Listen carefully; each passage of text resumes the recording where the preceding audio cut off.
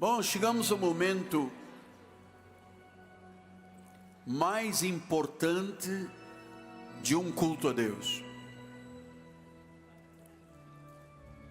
O culto tem louvor, tem um momento do serviço a Deus e tem o clímax, o ponto mais importante, o momento transformador. É agora, é com a mensagem, é com a palavra de Deus. Vamos abrir a Bíblia Sagrada no Salmo 125,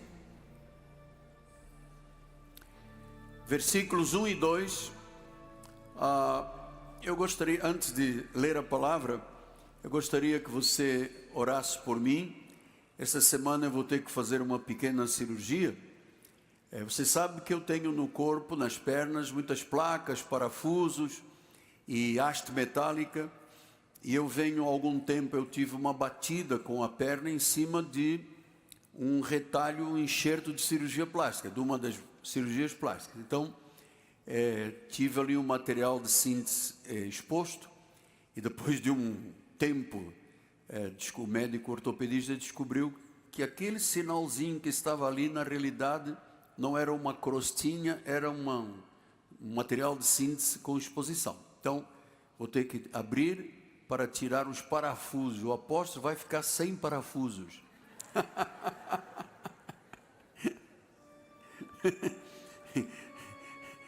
O médico, quando olhou a minha radiografia, disse: mas este material não se usa. Eu falei: mas isto foi colocado há 50 anos atrás, né? Deus seja louvado e engrandecido. Suas orações, ficarei muito grato. Terça-feira é Deus que vai fazer a intervenção. E o nome do cirurgião que vai usar as mãos chama-se Tiago Careno, um ortopedista Tiago Careno. Vamos lá, a Deus toda a glória. Salmo 125, 1 e 2 diz: os que confiam no Senhor, diga eu confio. Tem que confiar. Os que confiam no Senhor são como o monte de Sião, não se abala, firme para sempre. Como em redor de Jerusalém estão os montes, assim o Senhor em derredor do seu povo, desde agora e para sempre. Que esta palavra abençoe todos os corações. É hora de oração. Oremos ao Pai.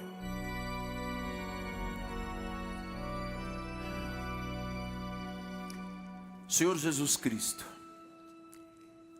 a minha palavra é de louvor, minha palavra é de profunda gratidão, porque pela palavra de Deus nós fomos regenerados. Pela palavra o Espírito Santo operou e nos criou como novo homem, criado segundo justiça e verdade de Deus. Agora nós podemos dizer que somos o que somos pela graça de nosso Senhor Jesus Cristo. E é pela palavra, esta palavra que são os pensamentos de Deus, que são muito mais altos do que os nossos pensamentos. É pela palavra de Deus que hoje o Espírito de Deus falará profundamente. Ele vai separar juntas e medulas, o espírito da alma, vai até os intentos do coração, em nome de Jesus. E a igreja do Senhor diga amém, amém e amém. Estava olhando para lá. Muito obrigado, meu bispo amado. Meus amados irmãos, minha família bendita, eleitos do Senhor, pedras que vivem, santos preciosos, meus filhinhos na fé. Meus filhinhos na fé. O tema de hoje, de estudo e de reflexão, é imensamente importante, porque nós vamos falar sobre um espírito de rejeição. Muito frequentemente, quando alguém se sente rejeitada, desapontada, também se torna uma pessoa desencorajada. Toda pessoa que passa por uma situação de rejeição, ela acaba por parar a vida, ela acaba por procrastinar a sua vida, deixando para amanhã, para o ano que vem, quando as coisas melhorarem. Esta é muito frequente. Então, uma pessoa rejeitada, normalmente, isso dói muito, é doloroso, porque quando você espera uma coisa e acontece outra, quando você está achando que vai acontecer de uma forma e acontece de outra, às vezes isto é muito doloroso, isso traz marcas ao coração da pessoa. E há pessoas que, por passarem por um momento de rejeição, elas desistem dos seus sonhos. Pastor, eu queria muito alugar uma casa ou comprar uma casa. Lutei, não deu certo. Ela se sente rejeitada, não foi aprovada. E às vezes há pessoas que desistem dos sonhos facilmente, porque sofreram um primeiro embate de rejeição, que eu vou explicar isso tudo durante a mensagem. Há pessoas, quando são rejeitadas, elas se sentem humilhadas, aniquiladas. Há pessoas que as situações da vida levam para o fundo do poço. Estava conversando com o Bispo Zé Carlos e me dizia, olha, eu conheci uma pessoa que estava cavando mais o fundo do poço para aumentar a profundidade do seu sofrimento por causa da rejeição. Há pessoas que cavam mais o poço, já estão lá a 5, 10 metros, estão cavando mais para ir mais fundo. Isso se chama espírito de rejeição. Então, nós precisamos entender o que é espírito de rejeição. Ou, por exemplo, quando Deus abre de forma sobrenatural uma porta, ou fecha uma porta, não é que Deus rejeitou. Quando fecha uma porta, amado, ouça, não é que Deus te rejeitou. Às vezes uma porta que está se fechando é porque Ele tem algo muito melhor e maior para nossas vidas.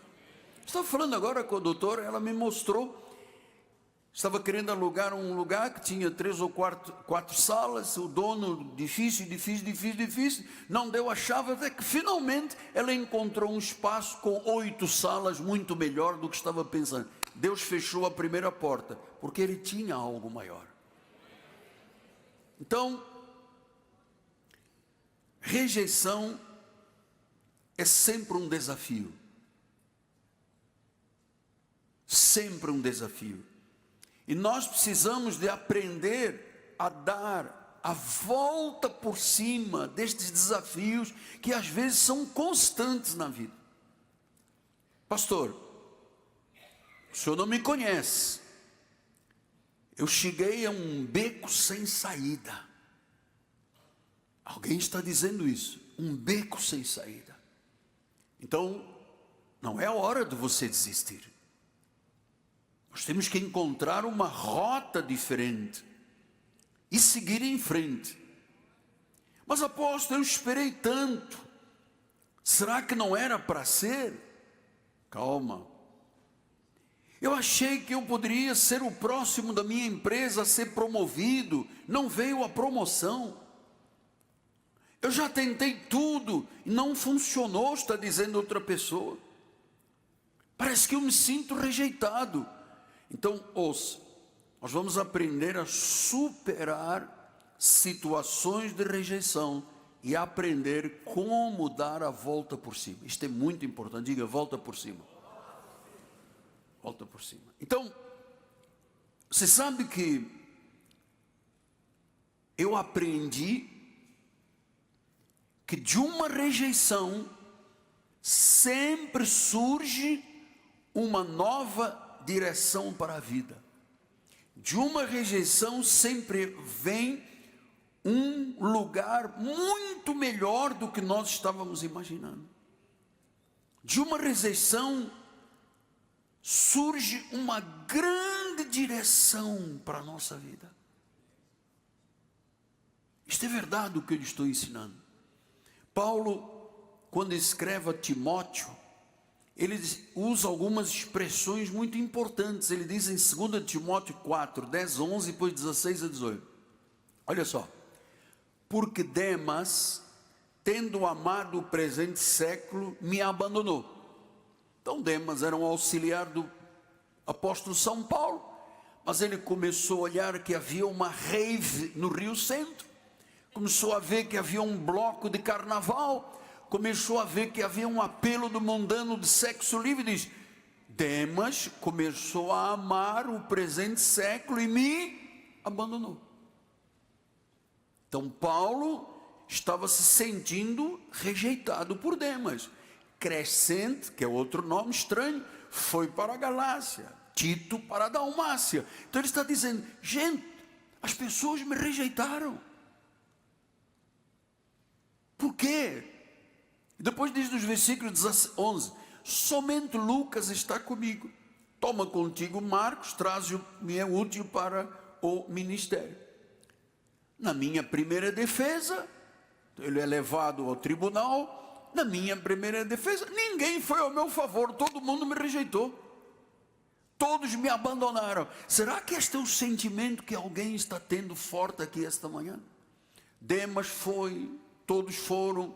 Quando eu fui ao tribunal, ninguém foi a meu favor. O Paulo está falando de uma rejeição que as pessoas em algum momento tiveram pela vida dele, talvez quando ele mais precisasse, ou tenha precisado. Na minha primeira defesa, ninguém foi a meu favor, antes todos me abandonaram. Que sensação, que frustração, que dor, que lástima. Ele era o apóstolo São Paulo, ele foi quem foi levado ao terceiro céu, ouviu coisas inefáveis, e na hora do seu ministério, ele diz: puxa, fui levado a tribunal, em vez da galera vir e me ajudar, ninguém apareceu, me abandonaram. E ele diz que isto não lhe seja posto em conta. Diz: como é que numa hora que a pessoa mais precisa é abandonada? Versículo número 17. Mas o Senhor, diga, volta por cima. Mas o Senhor estava lá no tribunal, não estava a galera, os irmãos, mas estava o Senhor. Quando Demas foi embora, Deus estava comigo. Então o Senhor me assistiu. O Senhor me assistiu, me revestiu de forças, para que por meu intermédio a pregação fosse plenamente cumprida e todos os gentios ouvissem. Então qual era o plano de Deus? Era um plano muito maior do que Paulo pensava, ou pensou. Era um plano para que todos os gentios ouvissem. Era um plano para que a palavra de Deus corresse. Era um plano dos céus. Mas nesse ínterim, Demas me abandonou, ninguém foi a meu favor, todos se esqueceram de mim. Puxa vida! Mas Deus estava lá. Deus me assistiu. Diga, Deus me assiste. Deus não abandona. Pastor, eu estou aqui. Deus vai te revestir de forças. Ou eu creio nisto, ou eu estou frito. Ou você crê nisto, ou você não avança. Porque a tendência, quando a pessoa sente: abandonaram, não quiseram, me deixaram de lado, não veio a promoção, esperei, não aconteceu, é a pessoa começar a procrastinar, quer dizer, a adiar as coisas da vida. Você está no TikTok ouvindo isso? Ouça o que o Espírito está dizendo. Eu sei que há muitas pessoas nesta situação. Presta atenção nisto. Há muitas pessoas nesta situação. E a pessoa diz: mas eu aposto. Você não tem que apostar. Você tem que acreditar em Deus. Ele me assistiu. Ele me revestiu de forças. Porque ele tinha um plano muito maior. Eu achava que era Demas, que era o tribunal que ia me impedir. Não, a pregação fosse plenamente cumprida. Você imagina o que é um pregador que tem um chamado de Deus com um propósito grandioso? Amado, o meio de caminho de qualquer pregador, de qualquer líder, é saber que vai ter momentos de pessoas que vão dizer glória a Deus, mas vai haver pessoas, ou haverão pessoas, ou haverá pessoas que dirão não, porque ele, porque fez, porque aconteceu. É assim, você é empresário. Se você for dar ouvidos aos outros, você não consegue prosperar. Então ele disse: o Senhor me assistiu, o Senhor me revestiu de forças, para que por meu intermédio, aquele que foi abandonado por todos no tribunal, os Demas foi embora, não sei quem, foi para Tessalônica, ele disse, para que a pregação fosse plenamente cumprida, e todos os gentios, chegou até nós, a ouvissem. Versículo número 18, o Senhor me livrou, mas tinha um finalzinho do 17, eu fui libertado da boca do leão. Quer dizer que ele esteve tão próximo de alguma coisa, tão destrutiva, que ele disse, era como se fosse uma boca do leão. Você já ouviu um rugido do leão? Diz que é o rugido que se ouve a quilômetros dentro de uma floresta, é assustador, tanto que ele é chamado o Rei Leão, por causa do rugido dele. Versículo número 18, o Senhor me livrará também de toda obra maligna. Você acredita nisso, amado? Diga, eu acredito. Diga, o Senhor me livrará de toda obra maligna, e me levará a salvo para o seu reino celestial, a Ele glória pelos séculos dos séculos. Diga amém. O Senhor me livrará, o Senhor dará a volta por cima. Você dará a volta por cima, porque Deus vai fazer isso com a tua vida, com a minha vida, com a vida de todos nós. Então, quando uma porta se fecha, é porque Deus está abrindo uma maior e melhor. Quem está acreditando, está me ouvindo, diga amém. É melhor e melhor, diga, é melhor e maior, ou maior e melhor. Sim, mas o Demas, azeite pro Demas. Mas eu estava lá no mocho, no banquinho do tribunal, não tinha um irmão lá dizendo glória a Deus, mas tinha Deus. É o que interessa, amado. Eu sei que há pessoas que são especializadas em matar sonhos dos outros. Há pessoas que são semeadores de contendas.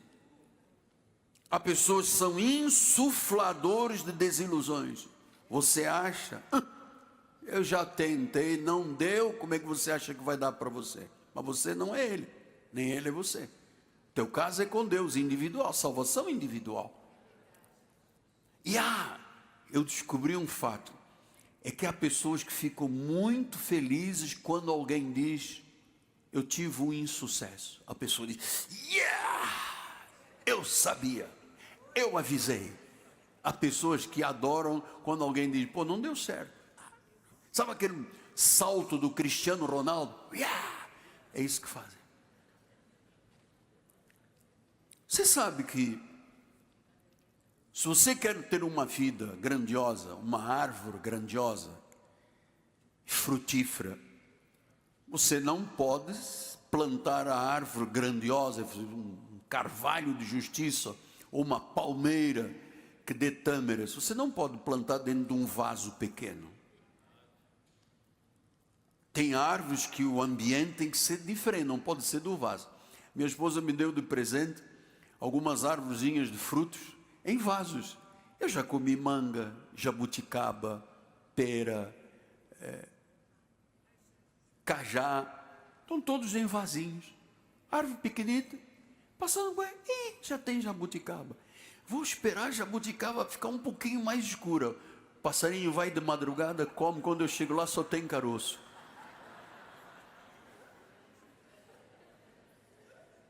Eu sei que todo mundo tem direito à vida, mas deixa a jabuticaba para o homem, cara. Então eu tenho que tirar meia verde, sabe, a mocefo, porque eu sei que escureceu um pouco, o passarinho vai lá. E no meu condomínio tem um negócio lindo, você sabe que tem um dentinho, se chama gambá. Gambá pula no meu cajá, dá-lhe 4, tira o que é bom do cajá, deixa o caroço e a casca no chão, e quando eu passo ele...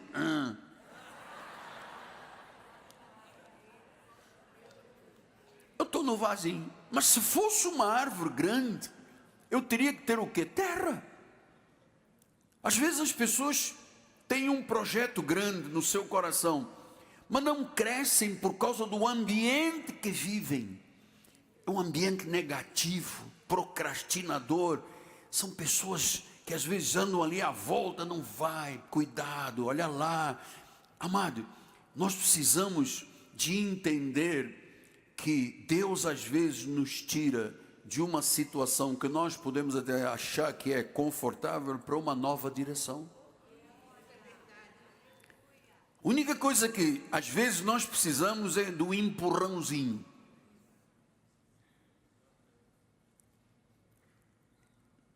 Eu me recordo, quando eu comecei o ministério na Ilha do Governador, há 46 anos atrás, daqui a pouco já vou falar 50, né? Mas por enquanto é 46. 46 anos atrás, era num colégio, uma salinha de um colégio público, e já tínhamos umas 40, 50 pessoas, e eu convidei um dos bispos da minha denominação antiga, que fosse assistir, para me dar uma dica e tal. E ele tinha o costume de andar com uma prancheta, com uma caneta. Ele assistiu ao culto.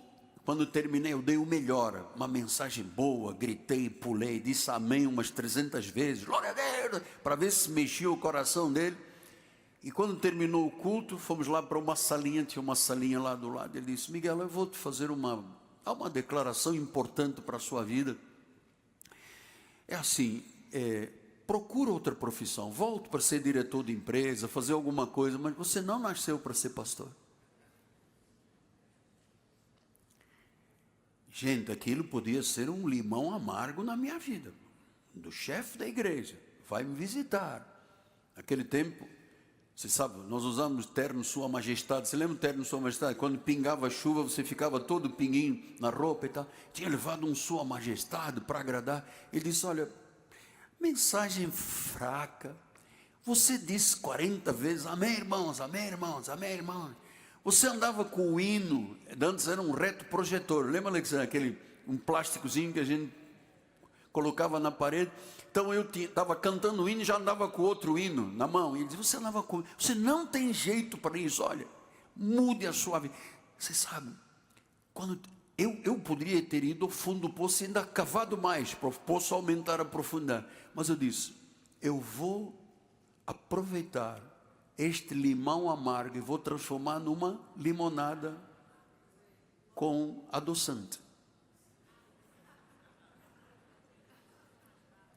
Eu disse: eu vou provar que isto é um chamado de Deus, porque havia profecias a meu respeito muito grandes. Então, eu entendi que aquilo foi um empurrão para eu sair do ninho. Você sabe que a Bíblia fala muito dessa questão da águia. Eu tenho 2 livros falando sobre isso. Deuteronômio 32:11, assim: como a águia desperta a sua ninhada. Você sabe que a águia é uma ave, rainha das aves, e ela tem muita similaridade com o ser humano. Por exemplo, a águia só tem um marido e uma esposa, são monogâmicos. A águia só voa voo alto. A águia é a única ave que encara o sol de frente. A águia tem asas tão grandes e tão fortes que ela aguenta, parece que é 10 ou 20 vezes o seu peso. A águia consegue voar mesmo na tempestade. E a águia só faz ninhos em lugares muito altos, rochas, montanhas muito altas. Então nasce aquela ninhada e fica lá todo mundo: ah, mamãe, eu quero ver Netflix. Mamãe, eu quero o teu celular. O outro da ninhada: eu vou falar aqui no TikTok com uma amiga. O outro diz: oh, eu quero não sei. E a águia começa a olhar para aquelas e diz: todo mundo está aqui numa zona de conforto. Eu saio, pego a comida, eu saio, trago água, eu saio, trago provisão. Gente, chegou a hora de vocês voarem. Vocês têm que voar, vocês têm que sair do ninho. Vocês não nasceram para ficar dentro do ninho. Não, mãe, porque eu... Não pode, você tem que sair do ninho. Então o que é que ela faz? Ela desperta a ninhada, ela empurra os filhos para fora do ninho. Quando o filhote ainda não sabe usar as asas, né? Está lá no ninho de conforto, não aprendeu a lutar, não sabe o que é a vida. Então ela voeja sobre os filhos, e quando o filhote fica lá, mãe, vou cair. Então ela vai por baixo, estende as asas, toma, leva outra vez lá para cima e bota no ninho. 2 horas depois, assim, academia, vamos lá, academia, sai. Não, mãe, porque não dá, porque você é quadrada, você não entende nada, o negócio é ficar em casa, estou aqui num barato, vamos lá, empurra no ninho. Ela vai, passa por baixo, levanta. Quando é o 5º ou 6º voo, ela já faz. Então eu aprendi que os nossos caminhos não são os de Deus, os pensamentos nossos não são os de Deus, eles são mais altos. E nós aprendemos o quê? Com esta passagem sobre a águia, que a águia desperta os filhos para a vida. Assim como nós não criamos filhos para nós criamos os filhos para a vida. A águia ensina os filhotes a voar, dá o seu exemplo, mostra como é que se faz o voo, voa por cima, voa por baixo, dá voo rasante, empurra, traz para o ninho, tira do ninho. Então, o que a águia faz com os filhos? Desperta para crescer. E quem é a águia hoje? Pode ser na nossa vida os desafios. Quando nós temos desafios, assim como aquela águiazinha que fica, mãe, eu vou morrer. E a águia vai lá embaixo e traz de volta ao ninho. Amado, todos os desafios são para que nós possamos amadurecer na fé e confiar em Deus. É um empurrãozinho. Se aquele bispo não tivesse me empurrado do ninho, eu ainda estaria na Ilha do Governador. Porque eu dizia, eu nasci para a ilha, eu gosto daquela. Era uma ponte velha, antiga, tinha muito acidente. Então eu entrava, tinha sempre um ônibus rebentado, demorava 3 horas para entrar na ilha. Mas eu entrava ali, aquele mar, aquela coisa, eu dizia, eu nasci para isto. É aqui que eu quero nascer, é aqui que quero morrer, é aqui. E Deus disse, eu vou usar uma águia mais velha para te dar um empurrão para fora do ninho. Você tem que voar por tuas pernas, com os teus braços, com as tuas asas. É você que tem que voar. Então, mesmo quando nós somos lançados nos desafios, quem é que vinha lá por baixo da águiazinha? A mãe. Segurar, não, você não vai se tatelar aí não, vou te pegar. Então, mesmo quando somos lançados nos desafios, o Senhor nos segura, nos carrega sob as suas asas. Amada, experiência de 46 anos de vida ministerial. Já tomei muita lambada, mas parecia que eu era águiazinha, vai cair, vai morrer, vai quer levar. E aí vinha a asa de Deus e disse, opa, você é meu. Então, o que a águia mãe estava fazendo com os filhotes? Era um chamado à coragem. Saia do ninho. Mas é muito desafiante. Mamãe, a senhora já viu? Nós estamos aqui numa pedra gigante, uma montanha de pedra. Lá embaixo, são 200 metros. Como é que você... Amado, saia. Você tem que ter coragem, você tem que ter firmeza. Você tem que ser despertado para viver os propósitos de Deus. Você tem que crer que Deus está treinando você para algo muito maior e mais alto.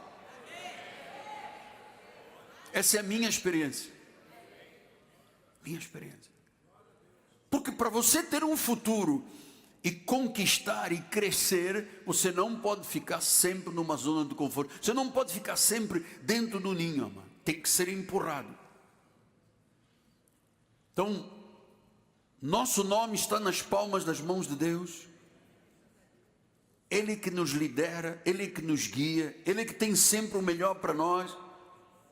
Então, às vezes, quando experimentamos rejeições, até nas relações pessoais, pode ser família, pode ser no trabalho, isso fere, abata, a pessoa fica sem expectativa. É porque Deus tem outro plano para a sua vida. Não recue. Você pode ser feliz e vai ser feliz e realizado, sim.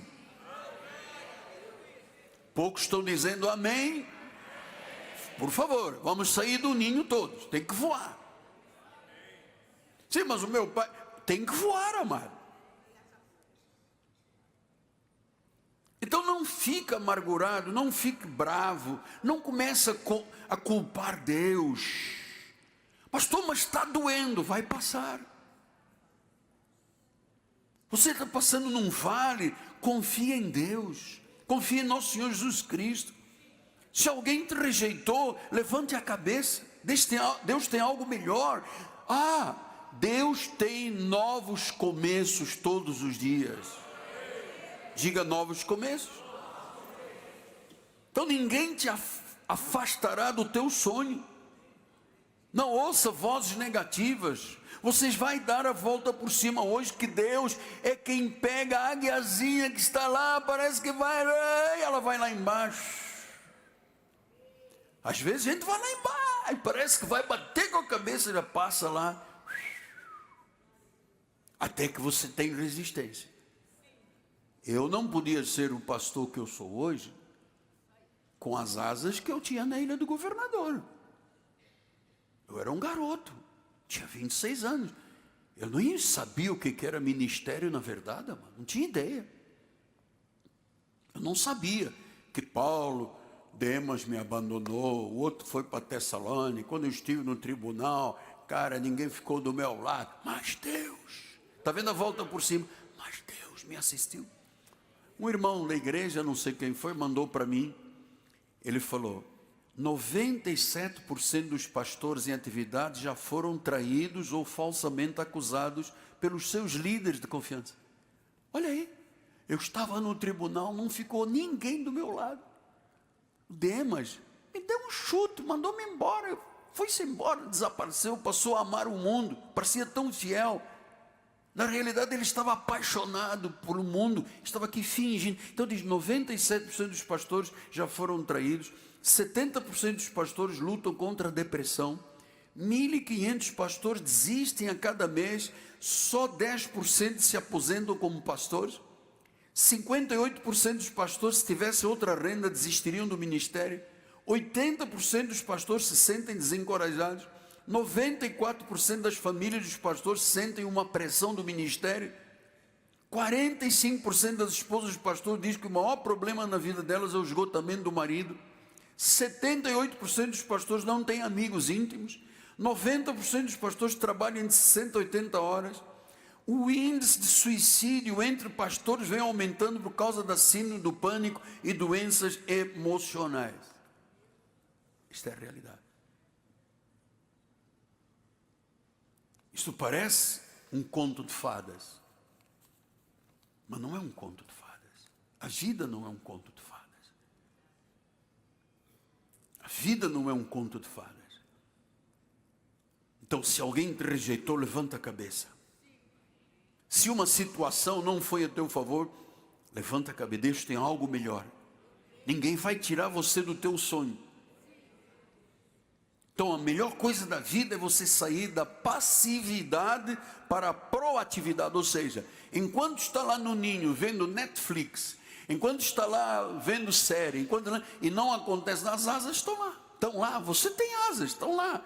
Mas na hora em que a mamãe diz, bora, tem que voar. Não, porque tem que voar, você não nasce, você é a águia. Não nasceu para ser confortavelmente alimentada dentro de um ninho, lá no cimo de um promontório gigante. Não, você agora tem que ir à luta, você agora tem que batalhar, porque mamãe águia não vive toda a vida, papai águio, é águio, dotos, como é que agora é todos, não todos, então todos que foram, não todos. Então mamãe e papai têm um tempo, eles também vão voar para a eternidade, você tem que voar. Pastor, eu tenho um sonho, ponha o pé na água, comece. Eu gostaria muito de empreender, eu vou fazer não sei o que, faça. Porque senão você vai ficar e depois vai dizer, ninguém me ama, todos me rejeitaram, o apóstolo não gosta de mim, aquele irmão não diz nada, não sorri. Poxa, eu tenho que ficar dentro do ninho. Então se você já foi traído, desprezado, ignorado, a saída é que Deus transforma. Agora vem primeiro coração da mensagem. Deus transforma a rejeição num trampolim para a vitória. Eu volto a dizer, Eu nunca mais vi este bispo, que eu amava muito, era meu padrinho. Mas se um dia, já é muito mais velho que eu, um dia se eu encontrar você, foi aquele empurrãozinho que você me deu, que fez de mim quem eu sou. Senão eu estava lá na Ilha do Vereador, uma igrejinha para 300 pessoas, mais ou menos o tamanho, um pouquinho menor do que a nossa capela, todo feliz. Tinha vitrô nas paredes, ar-condicionado, minha sala bonita, a igreja linda, piso romano. É aqui é que é o negócio do meu ninho, aqui que é legal. E uma vez, o bispo presidente da antiga igreja, o bispo Roberto, que era minha paixão, uma das paixões da minha vida, ele me chamou e disse: Miguel Ângelo, se eu fosse você, com a tua idade, com a unção de Deus, agora vem o segundo empurrão, hein? Leonel Rich, vem o segundo empurrão. Eu largaria a Ilha do Vereador e iria para um cinema. Tem um cinema lá num bairro lindo chamado Piedade, tem muita gente se mata, tem muito confronto. Vai lá, cara, larga lá o teu ninhozinho pequenininho, o teu vasinho que dá jabuticabinha, porque eu tenho aí uma seara grande. Você sabe o que eu fiz naquela hora? Peguei a chave e entreguei para o bispo. Eu sabia que eu tinha que voar. Eu sabia que eu tinha que empreender. Eu sabia que eu tinha que dar um passo. Ou eu iria ficar lá o resto da vida no bairro do Zumbi, no fundo da Ilha do Vereador, ou então eu não queria falar ao mundo. Como é que eu poderia falar ao mundo numa igreja desse tamanho? Num templo. E ainda houve uma época que apareceu o terreno do lado, estavam vendendo, eu vou comprar para fazer um asilo, para fazer não sei o que social. Eu estava numa lua, eu quero. Na hora que eu fui fechar o negócio, alguém de uma construtora foi na frente e comprou à vista. Eu disse: como pode? Já tínhamos dado a palavra, o senhor já tinha dado a palavra, a igreja tem que construir uma obra social. Deus disse: não, eu tenho algo maior do que você ficar lá no templo. E tem um barzinho lá, que fica todo mundo tomando umas e outras. E eu: pastor, você rouba. Ô sacolinha. Ali foi o início, foi o meu ninho. Mas eu queria voar. Eu queria construir uma catedral. Eu queria ser um exemplo de credibilidade para o mundo. Ainda que na carne não valha nada, mas um exemplo de credibilidade, um exemplo. E hoje nós estamos em 123 países. Às vezes, numa viagem, dentro de um avião, chega uma pessoa: eu te conheço, não sei de onde, mas eu te conheço. No meio do mato, nós tivemos uma experiência uma vez tão importante. Nós fomos à casa dos vossos pais em Saquarema, irmão Sérgio e irmã Glória, e saímos de noite, eram umas 10 horas da noite, muito escuro, eu não conhecia o local e me perdi. Lá no meio de Saquarema me perdi. Eu disse: meu Deus, e agora como é que nós vamos sair daqui? Aí eu vi lá no fundo uma luzinha fraca. Aí eu fui dirigindo o carro, e tinha uma tendinha, uma lojinha, tinha uma lâmpadazinha pequenininha. Eu abri o vidro, eu disse: senhor, boa noite, como é que se vai para o Rio de Janeiro? E alguém lá de dentro fala: é o apóstolo Miguel Ângelo. Apóstolo Miguel Ângelo, nesta escuridão. Aí veio um senhor estranho de barba.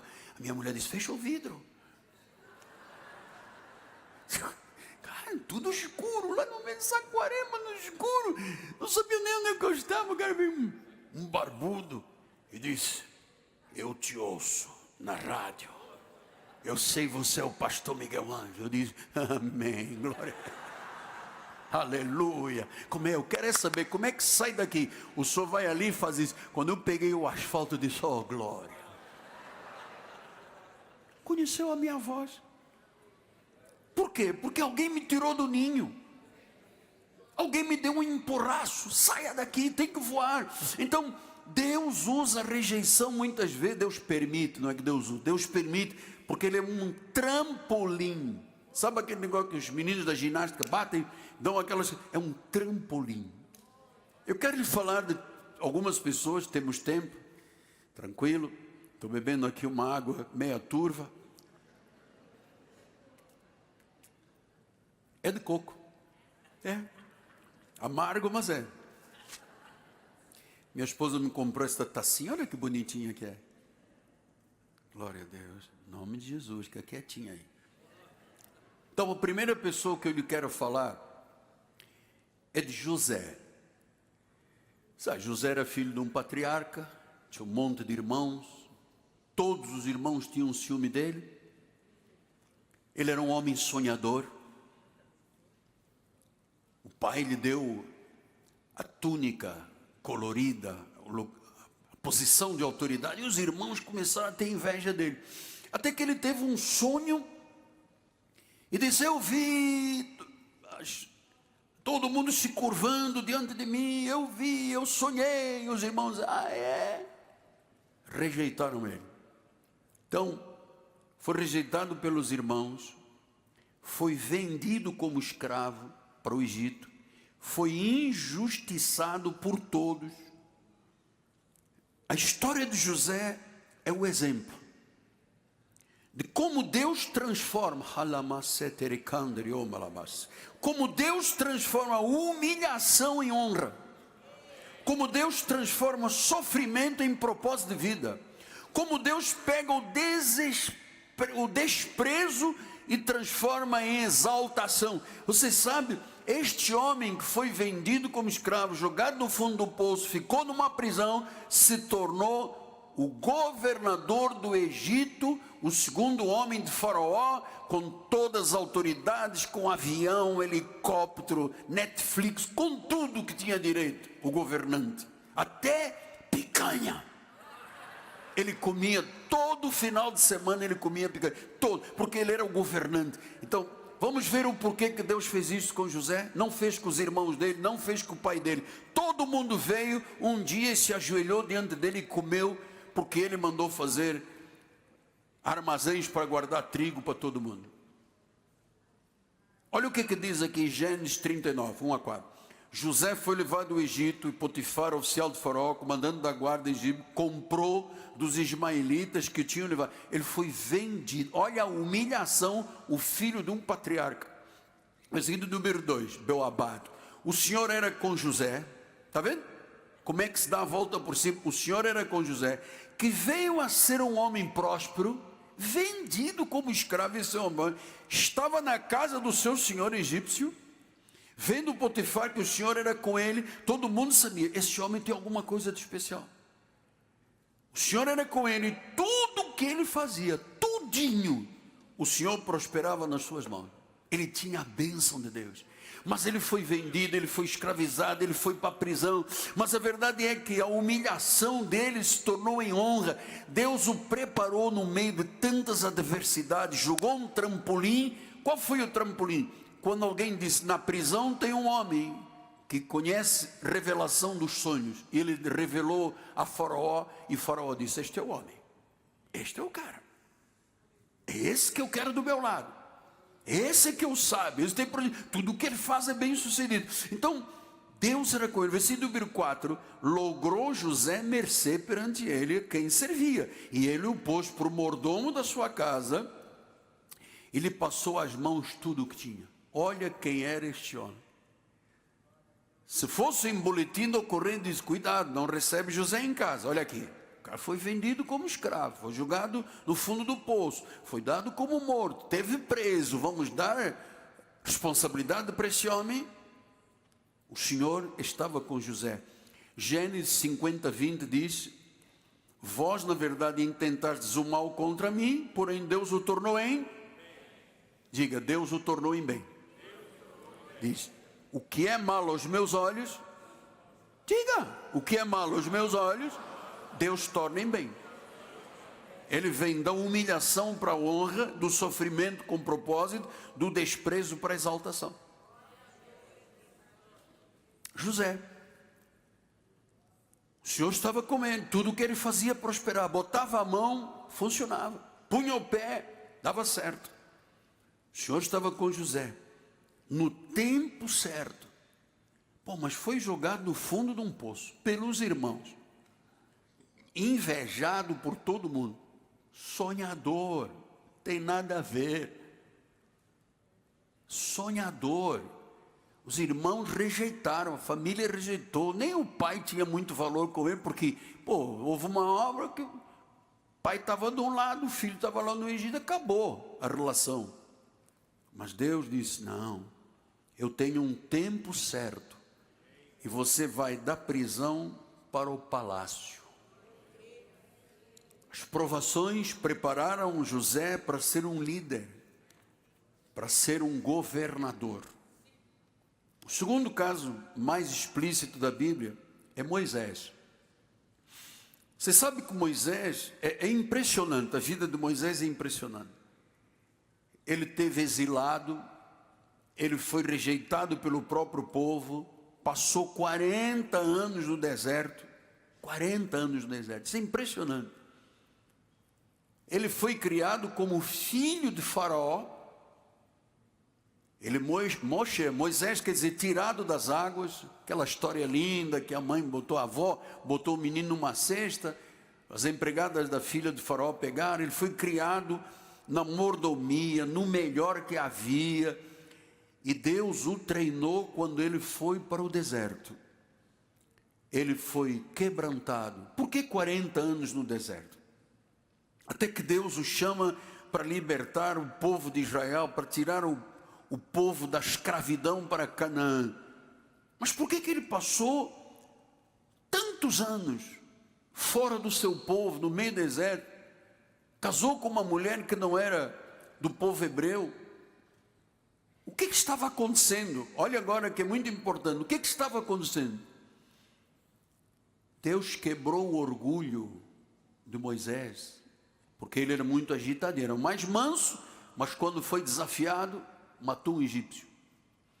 Deus quebrantou o orgulho, ensinou-o a depender de Deus, preparou para uma grande missão.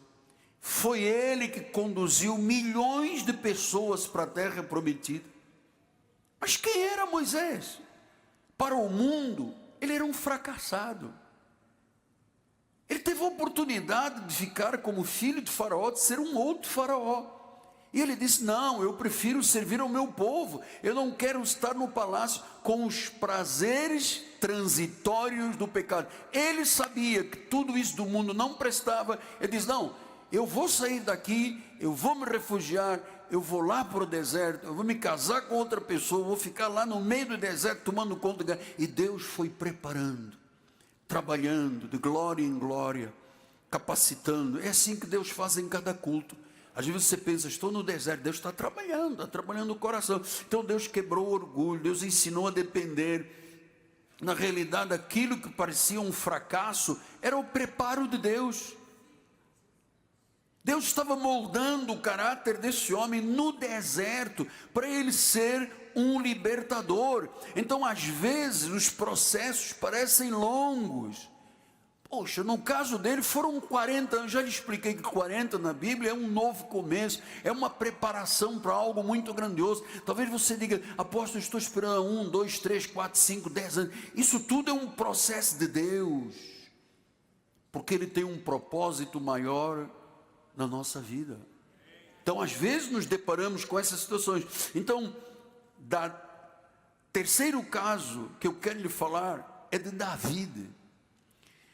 Davi era um homem esquecido pela família.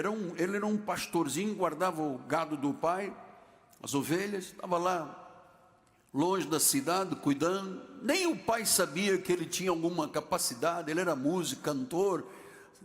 Pois a maioria dos salmos que nós lemos são de Davi. Então, até que um dia Deus manda Samuel na casa de Jessé para escolher um novo rei. Então Samuel chega e diz: Jessé, pai de Davi, você tem filhos? Eu estou aqui para escolher um novo rei para substituir Saul. Ele diz: eu tenho, olha, o mais velho tem. Você vai ver quem é ele, cara.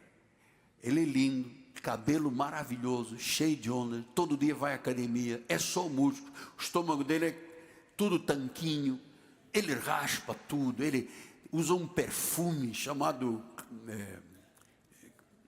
esqueci o nome, Balbec, sei lá, alguma coisa do gênero. Aí: chama o teu filho. Chamou o primeiro filho. Samuel olhou e disse: é este. cabelo igualzinho de Saul. Este é o homem, é um cara, ele nasceu para ser rei. Só que Deus não olha o exterior do homem. Deus viu o coração de Davi.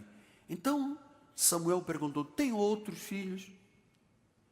Ele disse: não, eu tenho um, mas esse aí esquece, é um cara pequenininho, um ruivozinho, metido a besta, fica lá no campo, não tem nada.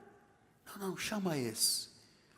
Então quando Samuel viu Davi, ele viu como um pastorzinho. Deus estava vendo ele como um rei.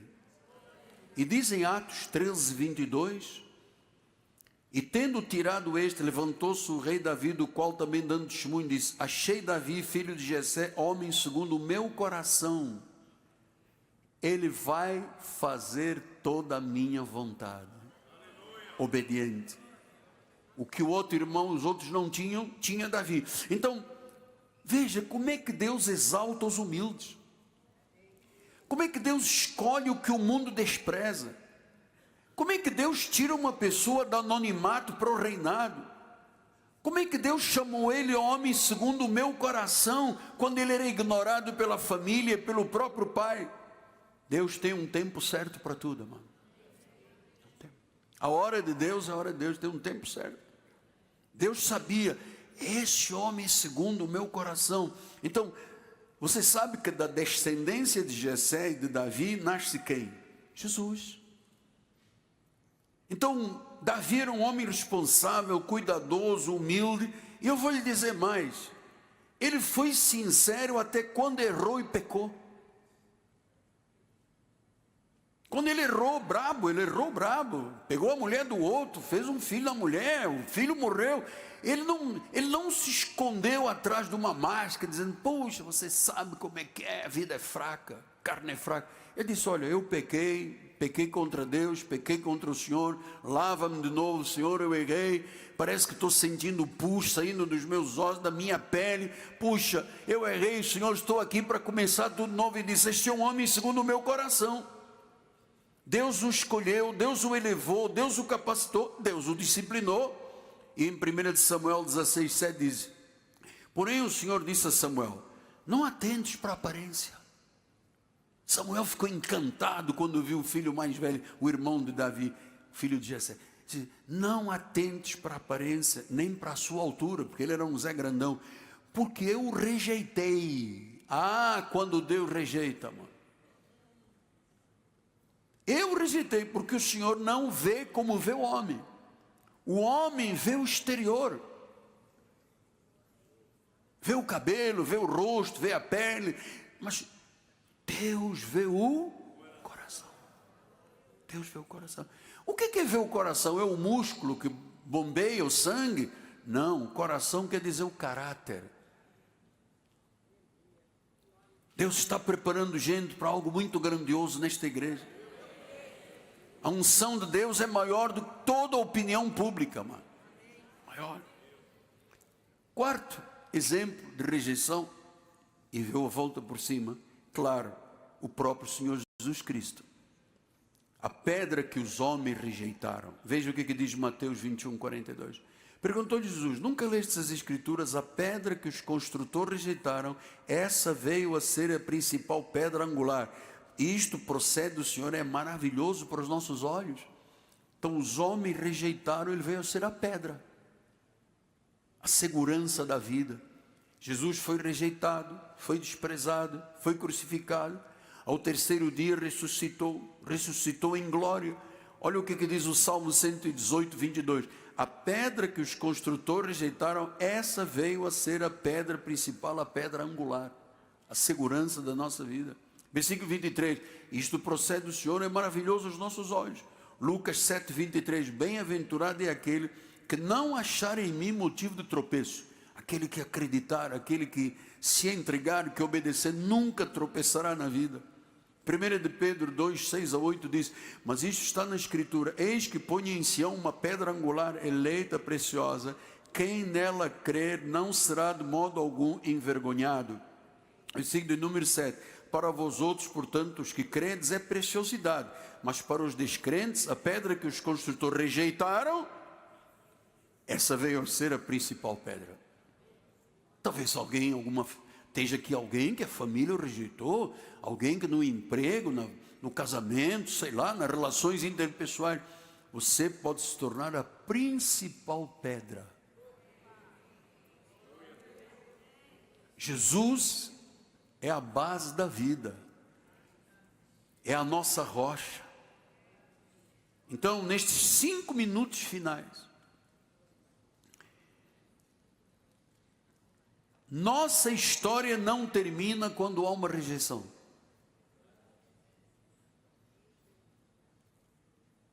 Deus nos preparou para a exaltação. O que você vê hoje de humilhação será o teu testemunho amanhã. O Senhor já decretou vitória. Salmo 125, 1 diz: os que confiam no Senhor, está aqui, os que confiam no Senhor, os que confiam no Senhor, são como o monte Sião. O monte não se abala, quem confia não se abala.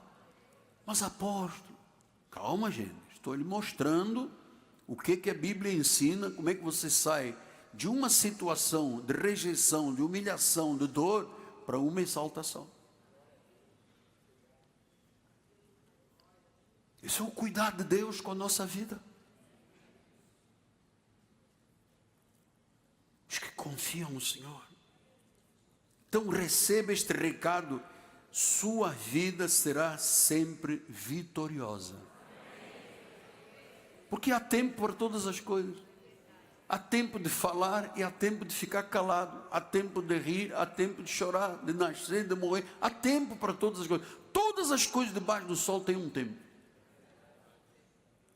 E aquilo que pode parecer sem valor, rejeitado, na verdade, é a chave para uma transformação profunda, positiva de esperança. Isto é verdade. Eu podia lhe contar muitas histórias. Eu podia passar com você um dia inteiro lhe contando as histórias do ministério. Já houve momentos em que eu pensei, meu Deus, Demas me abandonou.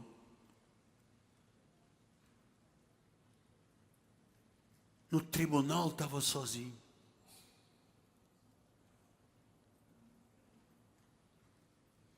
Situações dificílimas. Me recordo durante a construção, nós temos uma casa do engenheiro que ficava lá onde é o jardim hoje. Eu toda sexta-feira chegava com a malinha para fazer o pagamento do nosso trabalho, que era lá em Piedade, e aqui estava na construção, no início. Tínhamos 3 mesinhas dentro do almoxarifado, e na mesa do meio, na terceira gaveta, nós tínhamos um responsável, era lá que eu colocava o dinheiro para pagar 65 pessoas que estavam trabalhando aqui na obra. Um dia, estava sentado na casa, do meu lado o bispo Zé Carlos, o bispo Mussalã, irmão Gaiote, e o engenheiro. Estávamos conversando, eu estava passando um cheque de pagamento de alguma coisa, de repente eu vi um negócio prateado aqui, grande aqui. Eu peguei, joguei as coisas no chão, entrou um homem armado, correu, foi no almoxarifado, 3 mesas, foi na terceira gaveta. Ele era associado com um funcionário nosso, funcionário que trabalhava na hora, e levou dinheiro de 65 trabalhadores. Ainda disse, eu quero um carro. O bispo Mussalã tinha trocado o carro, deu o nome do antigo carro. Quando o rapaz, eram 2, quando o rapaz chegou, não tinha o carro que ele falou. Ele voltou, meteu-lhe no bispo, pau! A bala picotou e não saiu. Ainda falou para o engenheiro é uma pessoa que tinha um rosto assim meio difícil, que essa cara cara feia. O juiz, não, a minha cara, sou eu assim. Aí ele não conseguia meter a ré, porque tinha um negócio que puxava. O bispo entrou, botou a ré, botou o carro lá na porta e saiu. Eu disse, gente, eu estou na obra de Deus. Quero ver um negócio desse tamanho. Aquilo me preparou. Aquilo me fez entender o que é o mundo na realidade. Aquilo me ensinou a ser vigilante. Aquilo me ensinou a crer cada vez mais em Deus. Porque ali, amados, se Deus não assistisse, nem eu, nem o bispo Zé Carlos, nem o bispo Mussalã, nem o engenheiro e nem o irmão Gaoto estaríamos vivos. Mas Deus, o que é isto aqui? Fechou a boca do leão. Então às vezes você quer lutar, mas vê um cara, bota um problema, bota outra dificuldade, Deus assiste. Deus assiste. Eu preciso terminar aqui em muita paz, porque quem passa por um momento de aflição, de rejeição, às vezes começa a olhar e diz, pô, mas não tem como, não tem, apóstolo. Sou uma dívida gigante aí. O gerente nem quer me ver mais no banco.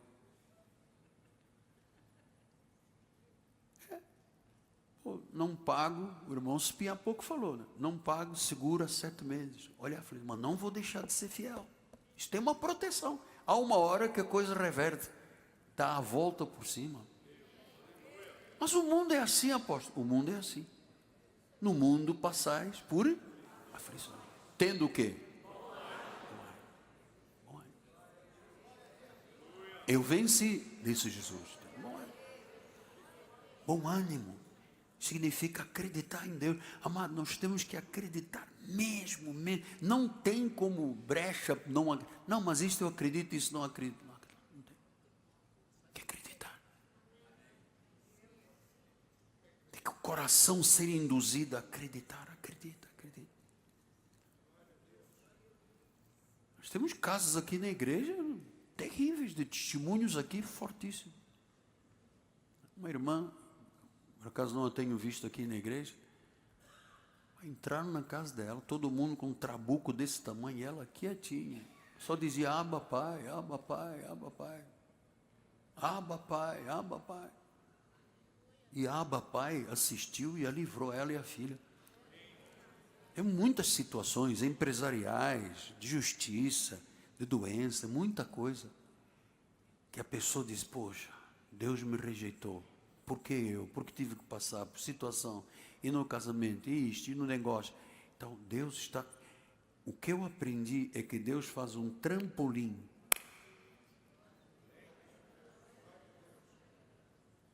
Que é como a águia. Deixa eu te falar pela 4ª vez, a águia é a descrição perfeita do ser humano. A águia, quando chega aos 40 anos de vida, já não está com as garras fracas, o bico já não tem força, está mole.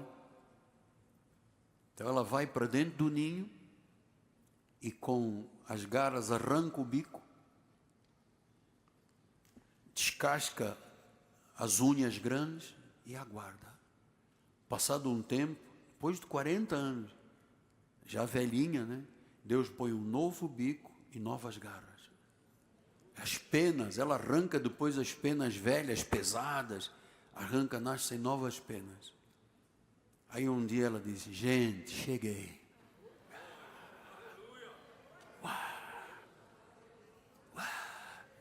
Aí o pessoal, os vizinhos, né? Os pardais, a roda, aquele pessoal todo. Aquela não era a velhinha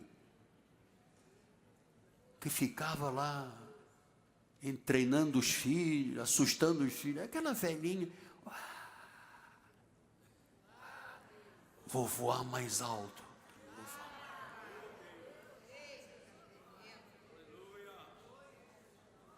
E o bico? Está forte.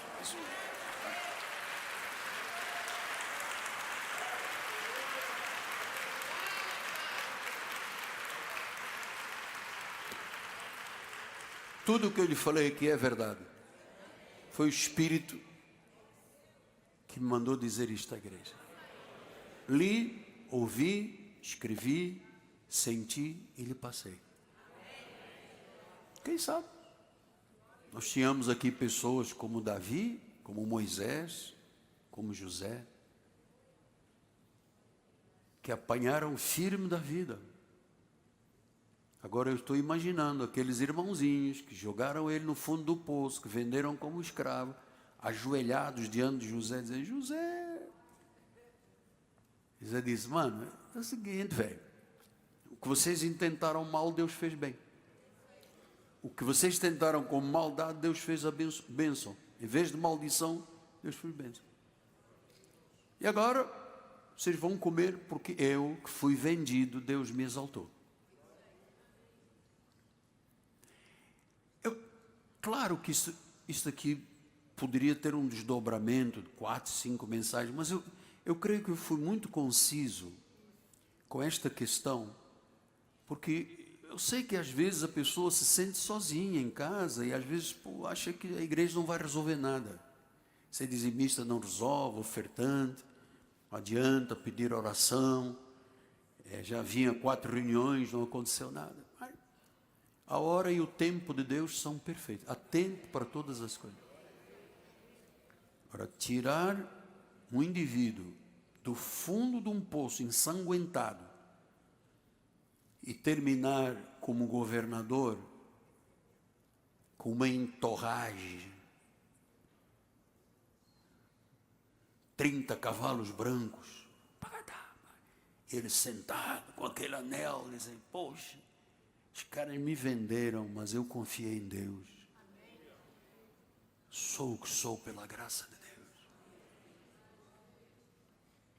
Imagina o indivíduo que cuidava da ovelhinha no campo, de repente sentado num trono, rei de Israel.